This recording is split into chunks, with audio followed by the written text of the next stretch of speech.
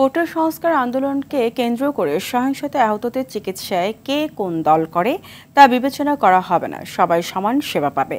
সকালে ঢাকা মেডিকেলে আহতদের দেখতে গিয়ে 14 দলের সমন্বয়ক আমির হোসেন আমু এ কথা বলেন। দোষীদের বিচারের ক্ষেত্রেও সরকার দলমত দেখবে না। এদিকে এক বিবৃতিতে আওয়ামী লীগের সাধারণ সম্পাদক ওবায়দুল কাদের বলেন, জামাতকে সঙ্গে নিয়ে ঐক্যের ডাক দিয়ে বিএনপি প্রমাণ করেছে তারা স্বাধীনতা বিরোধীদের দোসর।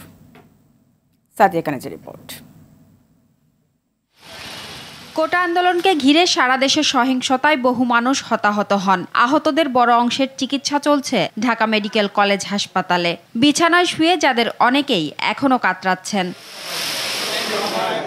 শনিবার আহতদের চিকিৎসার খোঁজ খবর নেন 14 দলের নেতারা। কোটা আন্দোলনে সহিংসতার সময় যারা আহত হয়েছেন তাদের চিকিৎসায় কোনো বৈষম্য করা হবে না বলে জানান 14 দলের সমন্বয়ক। মাননীয় প্রধানমন্ত্রী যেটা বলেছেন আমরা তার সাথে একমত যে চিকিৎসা ক্ষেত্রে বা বিভিন্ন যে স্বাস্থ্যমূলক ব্যবস্থার ক্ষেত্রে কোনো দল নেই।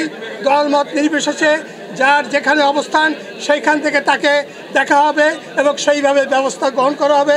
আহতদের সহায়তার পাশাপাশি নিহতদের তালিকা প্রকাশ হলে তাদের পরিবারের পাশেও থাকবে সরকার। যারা ইতিমধ্যে নিহত হয়েছেন তাদের তালিকাও যাতে ইতিমধ্যে প্রকাশ পায় এবং সেই অনুযায়ী মাননীয় প্রধানমন্ত্রীর ঘোষণা অনুযায়ী তাদের সেই ব্যবস্থাগুলি হয়, তার জন্য আমরা অনুরোধ করছি কর্তৃপক্ষকে যাদের উপরে দায়িত্ব ন্যস্ত করা হয়েছে।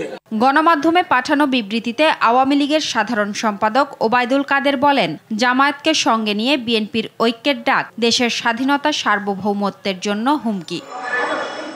জাতীয় প্রেসক্লাবের সামনে এক মানববন্ধনে পররাষ্ট্রমন্ত্রী বলেন, কোটা আন্দোলনে অংশ নেয়া শিক্ষার্থীদের কোনো হয়রানির মুখে পড়তে হবে না। প্রকৃত ছাত্র এগুলোর সাথে যুক্ত ছিল না, কোনো ছাত্র আন্দোলনকারীরা এটি করে নাই। ছাত্রছাত্রীদের কোনো হয়রানি হবে না, আমাদের সরকার সেটি ঘোষণা করেছে এবং সমস্ত ছাত্র নেতাদের নিরাপত্তার বিধান করা হবে। অপর এক অনুষ্ঠানে গৃহায়ন ও গণপূর্ত মন্ত্রী উবাইদুল মুক্তাদির চৌধুরী হুঁশিয়ারি করে বলেন, আন্দোলনের নামে রাষ্ট্রীয় সম্পদ ধ্বংসকারীদের ছাড় দেয়া হবে না। এদিকে শাহজাহানপুরে দুস্থদের মাঝে খাবার বিতরণ করেন আওয়ামী লীগের যুগ্ম সাধারণ সম্পাদক বাহাউদ্দিন নাসিম। শিক্ষার্থীদের উপর যারা ভর করেছে তারা মতলববাজ, বাংলাদেশকে অচল করতে চেয়েছে। সাদিয়া কানিজ, RTV, ঢাকা।